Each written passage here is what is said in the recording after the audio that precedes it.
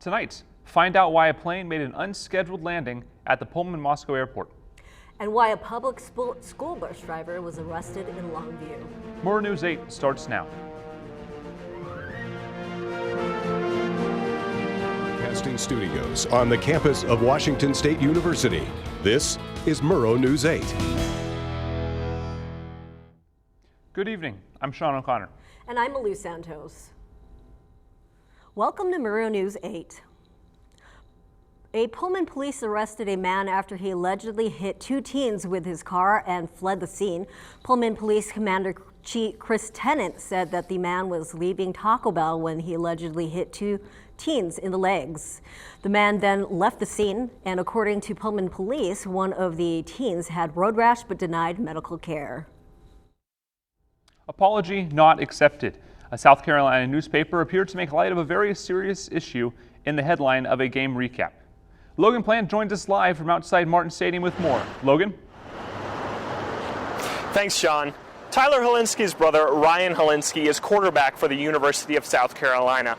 After a loss over the weekend to Missouri, a South Carolina paper called The State published a game recap with the headline, Hilinski Hope Sinks. Now, the headline is in reference to the Hilinski Hope Foundation, which was started to raise awareness about mental health issues and combat the stigmas often associated with them. It was started after the Hilinski family lost Tyler to suicide back in 2018. Now, both Ryan's school and the paper have issued multiple apologies about the headline that caused outrage. But in a Twitter post, the Hilinski Hope Foundation said that the headline was irresponsible journalism. Reporting live from outside Martin Stadium, I'm Logan Plant. Back to you. Thanks, Logan.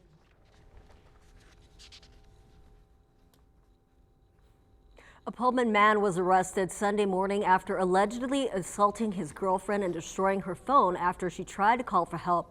Pullman Police Commander Chris Tennant said police were called to the scene after someone reported a woman screaming. Officers found a woman crawling out of a bathroom window trying to get away from the alleged attacker. The Pullman man is charged with several violations, including fourth-degree assault and domestic violence.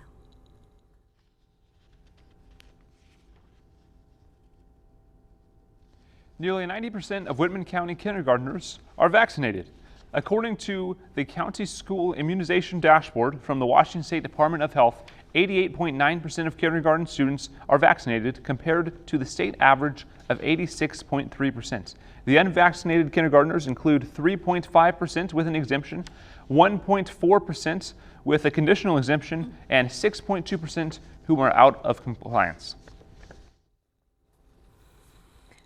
A small plane landed at the Pullman Moscow Airport, which is currently closed. Airport Executive Director Tony Bean tells the Moscow Pullman Daily News that there was no emergency and it's possible the pilot just didn't know the airport was closed. The runway will reopen for general aviation on October 4th, with commercial flights resuming October 11th. The Seattle Times reports that a Longview school bus driver was arrested for drunk driving. A student told police the driver seemed intoxicated and had ran several red lights. They say the driver smelt like alcohol when police arrived. Police told the Times more charges could follow. A Spokane's man's life almost ended in death during a bike trip. But thanks to his Apple Watch, he's recovering from his severe injuries. Bob Burdett was scheduled to go biking Sunday with his son, Gabe Burdett. Before the father and son duo met up, Bob crashed his bike, resulting in several head injuries. Bob's Apple Watch sent a text to Gabe letting him know his father was involved in a hard fall. The Apple Watch sent Gabe several updates about Bob and his location. Eventually, the watch sent Gabe a text saying his dad was at Sacred Heart Hospital, where he was able to find him immediately. It's the on-the-job training that puts some pep in your step. Murrow News 8 reporter Jane McDonald shows us the student-run cafe and how it's preparing business students for their future careers. On the WSU Pullman campus, there are 10 coffee shops all within a 15-minute walk. Located in Todd Hall is the Atrium Cafe. It may seem like a typical college coffee shop, but these student workers are gaining more than just minimum wage and tips. Let's be honest, People before coffee are not easy to work with. That's why the Atrium hires hospitality and business management students, giving them first-hand experience and giving you amazing customer service. These students work day in and day out, restocking, cleaning, and collaborating on how to better serve nearly 300 daily customers. Ashley Molina is a student manager and believes having a hospitality-specific cafe lends itself to a better customer experience. Know that they're going to be really upbeat, really positive. This is what they want to do for their future careers. Jim Harbour is the faculty advisor for the Atrium Cafe. He loves seeing the student managers and employees becoming young professionals through the cafe. Definitely a great experience to take that theory that often is taught in a classroom and actually put it to practice. Whether you order a coffee, tea, scone, or sandwich, the employees at the Atrium Cafe will be ready to greet you and brighten your day. I'm Jane McDonald for Murrow News 8. When we come back, Celeste Harms talks about the broken records and the broken hearts over the sports weekend. When Murrow News 8 returns.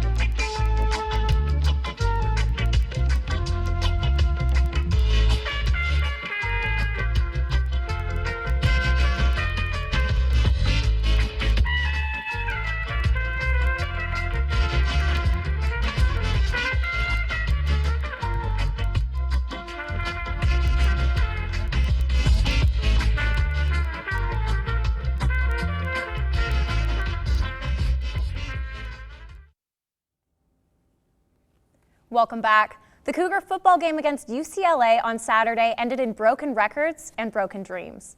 The Cougs are now 3-1 after losing to the Bruins, who had yet to win a game this season. WSU held a 32-point lead with 6 minutes to play in the third quarter, but WSU gave up 50 points in the final 19 minutes, and after plenty of touchdowns from both teams, lost 67-63. WSU quarterback Anthony Gordon threw for 570 yards and a program record of 9 touchdowns, according to CougCenter.com. Despite the team's performance, Coach Mike Leach praised Gordon. Well, I thought it's the most impressive performance with regard to the touchdowns that's ever happened in the Pac-12. Following that stunning loss on Saturday, the Cougs slipped off the AP polls. Going into Saturday's game, WSU football was ranked 19 in the top 25 AP poll, but the team fell 13 spots, according to CougFan.com. This shift puts extra pressure on the Cougs as they take on number 19, Utah, this weekend. WSU is now ranked 26 in the coach's top 25 poll, and a win against Utah could boost them back in the rankings. WSU soccer is in the groove after beating Pepperdine 2-1 on Sunday to win the Rainbow Wahine shootout in Hawaii. According to CougCenter.com, this win bumped WSU up to the number 9 spot in the latest top drawer soccer poll. The Cougars wrapped up the non-conference play with a 7-1 record, and they will start conference play this Saturday when they take on undefeated Oregon State. The WSU women's volleyball team faces off against their rivals, the Washington Huskies, tomorrow. The Cougars are 11-1 and are coming into the match on a 10-game winning streak, according to the Daily Evergreen. UW Volleyball holds a 9-1 record and is currently ranked number 8 nationally. The teams will face off at 5:30 p.m. tomorrow in Buller Gym. Corbin White is at the weather wall. When we come back, he'll tell you about the possible snow in store for this weekend. That's all when Murrow News 8 continues.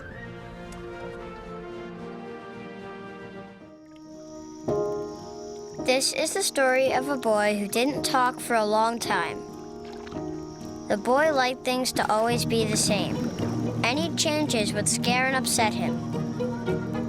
The unknown was an unfriendly place. The boy was very sensitive to lights and sounds.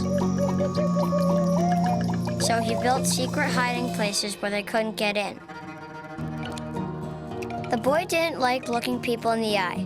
He wasn't trying to be mean, it just made him feel uncomfortable. Sometimes he would flap his arms again and again. One day, I found out I have something called autism. My family got me help. Slowly, I found my voice and learned all the ways I could live with it better. Early intervention can make a lifetime of difference. Learn the signs at autismspeaks.org. I heard we'll have some snow in September. Corbin, is that true? I won't be telling you anything until the end of the weather broadcast, Sean. You got to hang on for that. Today, the high was 69 and the low is going to be 44 degrees. Let's take a look at tomorrow. Tomorrow, we're looking at a high of 66 and a low of 49. I want to move on over to the Washington State map next. As you can see over on the west side, and over in Olympia, we have a high of 69 degrees, a low of 50.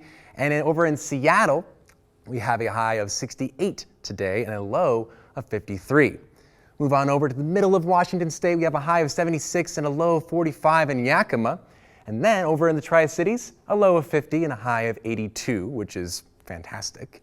We're not there to enjoy it, unfortunately, but that's the high. And then over here, over in Spokane, we have a high of 71, a low of 44. And in Pullman, just to reiterate, a low of 44 today and a high of 69.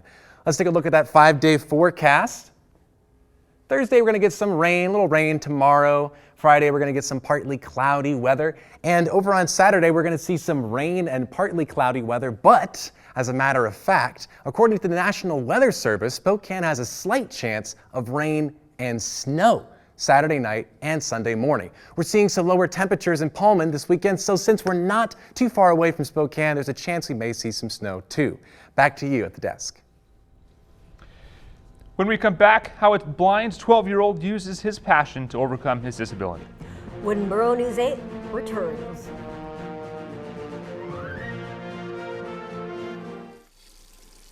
Let me tell you about the toughest guy on earth. He does the work of 2 jobs, but only gets paid for one. He's tough enough to feed the man that gave him a lifetime of nourishment. He has the crazy strength to lift the man that raised him up without even flinching. That's right. No employee of the month bonus check here. This guy, no, this warrior, will always be by his father's side, even if his dad will hardly remember. Good luck finding a gym to train for that. If this guy isn't the toughest guy on the planet, then I don't know who is. Caregiving is tougher than tough. Find the care guides you need at aarp.org/caregiving. Moscow Pullman Daily News says a blind 12-year-old boy scaled WSU's climbing wall in the rec center on Sunday. The newspaper says Caleb Hindman was the only person to participate in the Courageous Kids climbing event. The nonprofit organization gives children and adults with physical and developmental disabilities a chance to climb the rocks free of charge. Pullman Fire Department, who helped facilitate the events, let Hindman climb into the fire truck that was parked outside, and they also let him try on some firefighting gear. A popular Japanese restaurant in Lewiston is closed due to health hazard. The Sun Journal reports that C40 in Lewiston Mall closed earlier this month after finding live and dead cockroaches in the kitchen. The health inspector found the most dead cockroaches under a cooler and freezer. The equipment had bugs and they also had a certified sanitation team clean the kitchen. The health inspector says the restaurant could reopen by Friday. Thank you so much for watching. Good night, Pullman. Hi, everybody.